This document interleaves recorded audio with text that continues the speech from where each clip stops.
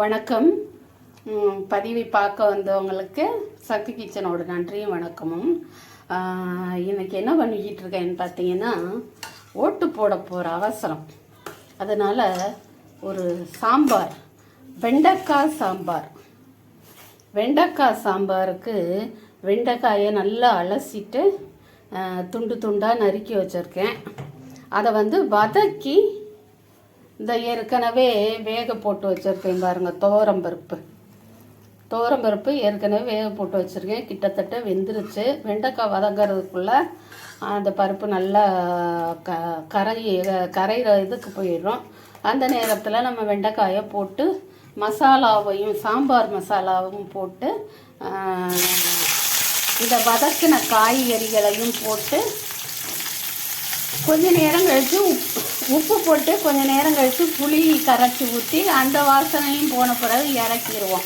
அவ்வளோதான் வெண்டைக்காய் சாம்பார். பெருசாக ஒன்றும் கிடையாது. அந்த வெண்டைக்காய் சாம்பாருக்கு தான் நான் இப்போது வெண்டைக்காயை வதக்க போகிறேன்.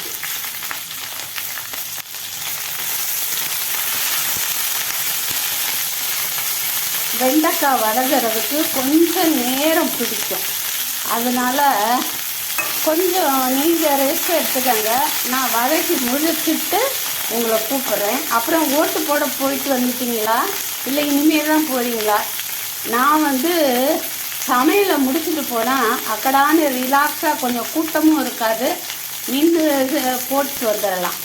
போய் இந்நேரம் கூட்டத்தில் இருந்துட்டு வந்தாக்கா சமைக்கிறதுக்கு எனக்கு மூடே இருக்காது.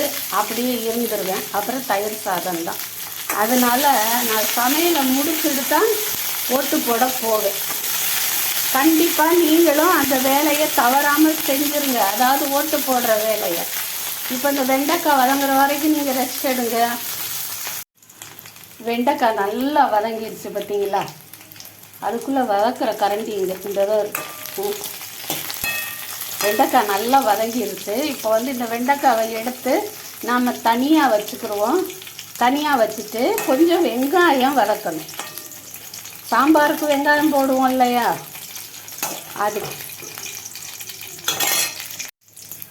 வெண்டைக்காயை வதக்கி இந்த தட்டில் வச்சுட்டு இப்போ இந்த வெங்காயம் வதக்குறேன்.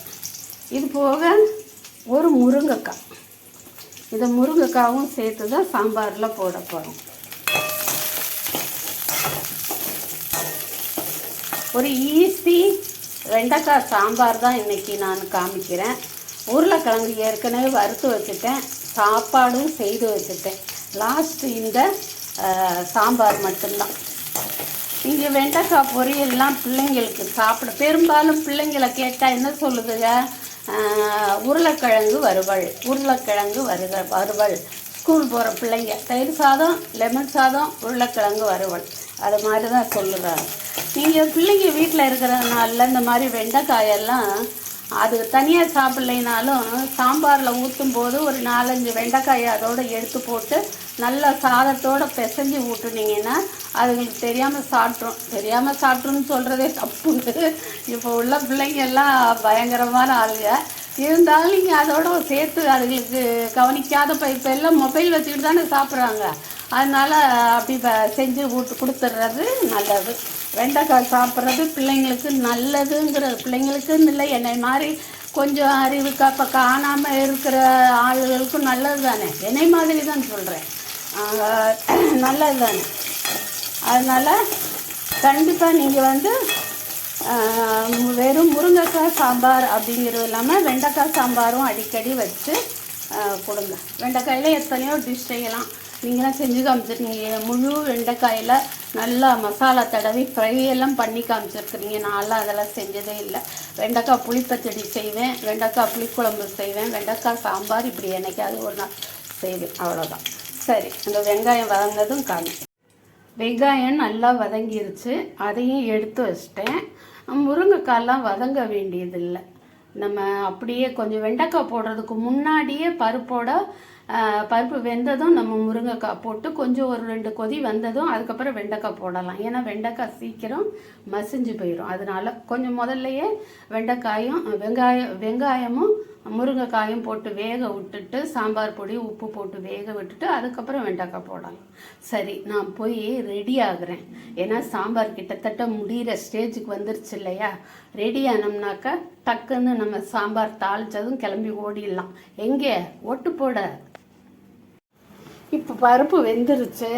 இப்போ நம்ம முருங்கைக்காவை போட்டுடலாம். முருங்கைக்காயும்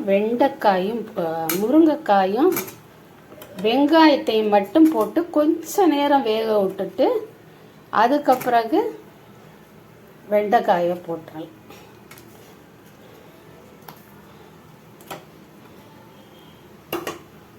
இது சாம்பார் பொடி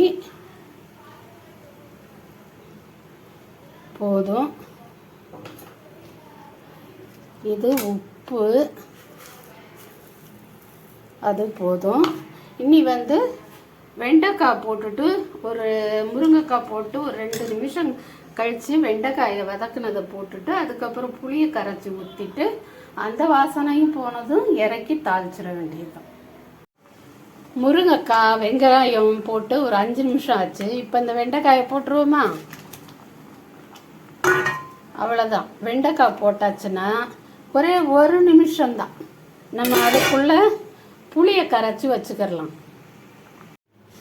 அவ்வளோதான். புளியையும் கரைச்சி ஊற்றி அதுவும் ஒரு 2 நிமிஷம் நல்லா கொதிச்சு வெண்டைக்காயெல்லாம் வதங்கின வெண்டைக்காயெல்லாம் நல்லா வெந்துருச்சு. இப்போ நம்ம தாளித்து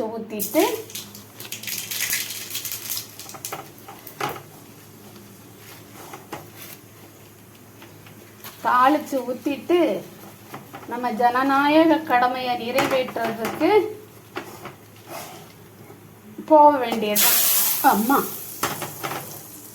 சாம்பாரும் ரெடி, நானும் கிளம்ப ரெடி ஆயிட்டேன். நீங்கள் புதுசாக நம்ம சேனலுக்கு வந்திருந்தீங்கன்னா போய் முதல்ல உங்களுடைய வாக்கை செலுத்திட்டு அப்புறம் எனக்கும் ஒரு சப்ஸ்கிரைப்பை பண்ணி லைக்கை போட்டுருங்க. திரும்ப உங்களை பார்க்கறதுக்கு எங்களுக்கு ஆசையாக இருக்கிறதுனால பெல் பட்டனையும் கிளிக் பண்ணிடுங்க. அதுக்கு பிறகு இந்த வீடியோவை நீங்கள் பார்த்ததுக்கு என்னோட நன்றியும் வணக்கமும். வரட்டுமா? அடுத்த வீடியோவில் சந்திக்கலாம்.